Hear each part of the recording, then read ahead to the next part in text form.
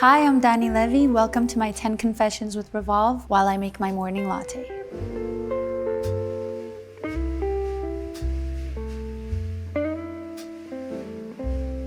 Northwest. She is my muse for life. I was in New York with her recently. It was me, her, and her mom. And I was styling both of them on the trip. For Kim, I have like her iconic style. And then for North, I go crazy and I get stuff from Japan and like neon green furs. And I was walking around with both of them and I'm looking at North and I'm looking at Kim. And I'm like, dude, I feel so basic next to her. The two of us, like, look how dope she is. And I was just like in a like monochromatic, like the usual tonal and everything. And it just gave me this spark, like this fire where I was like, I wanna wear color. I wanna wear platforms. I wanna wear baggy ass jeans. I started just like taking on that style more. And now I kind of dress like an 11-year-old, but like she changes my life every time we hang out.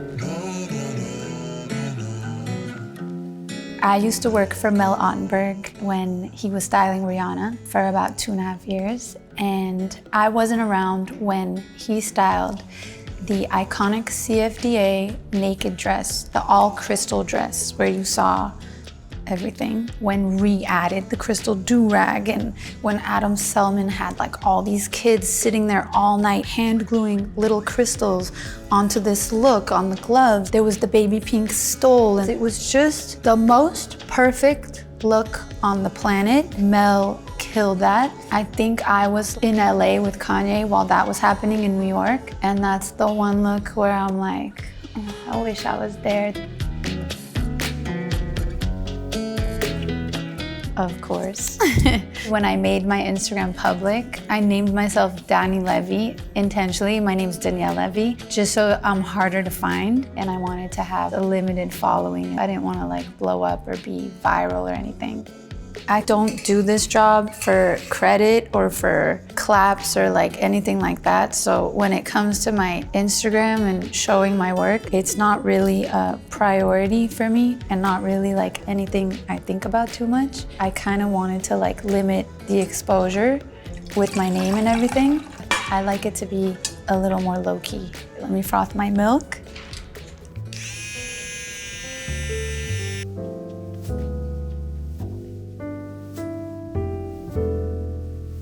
It's not a moment as much as a person. Basically, Karine Roitfeld, when I saw this woman's vibe and her wardrobe and her style, the all black, and then she had like a satin purple shoe, and she's a Virgo like me, so like she's number one. That's what made me want to get into fashion.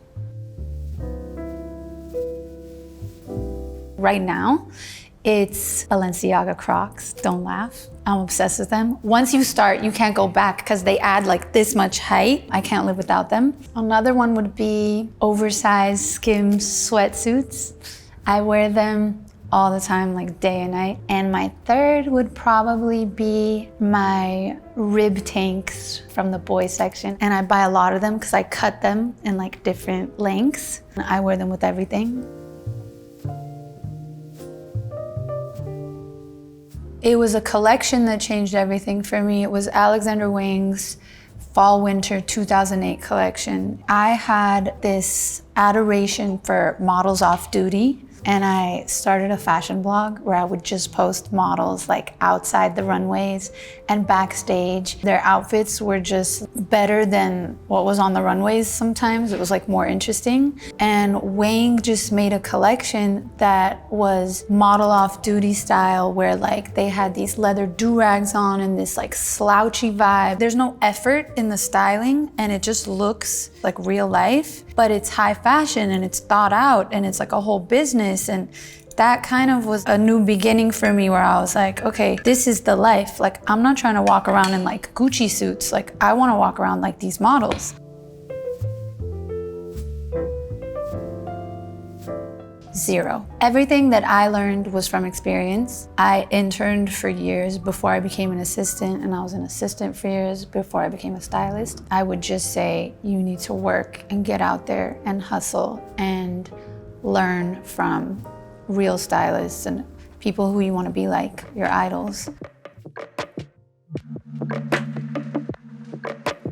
That's not nice.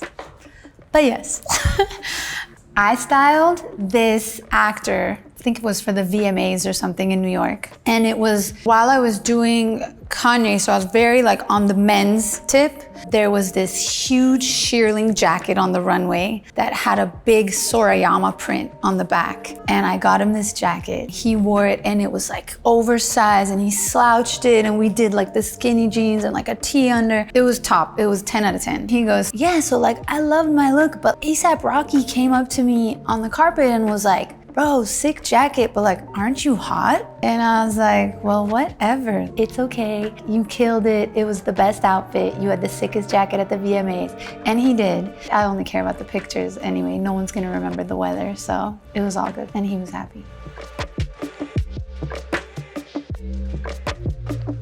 She would look like Rey from Neon Genesis. If you watch anime, you know who that is. But I would have like blue hair. I would probably do like 2 buns every day. I would have really high platforms every day, maybe a bit more tattoos. I would wear little mini skirts and just act like I'm like walking down Harajuku all the time. Yeah, that's my alter ego.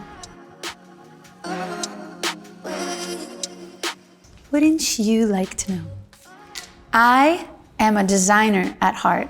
I went to school, I studied fashion design. I have my master's. I studied in Italy.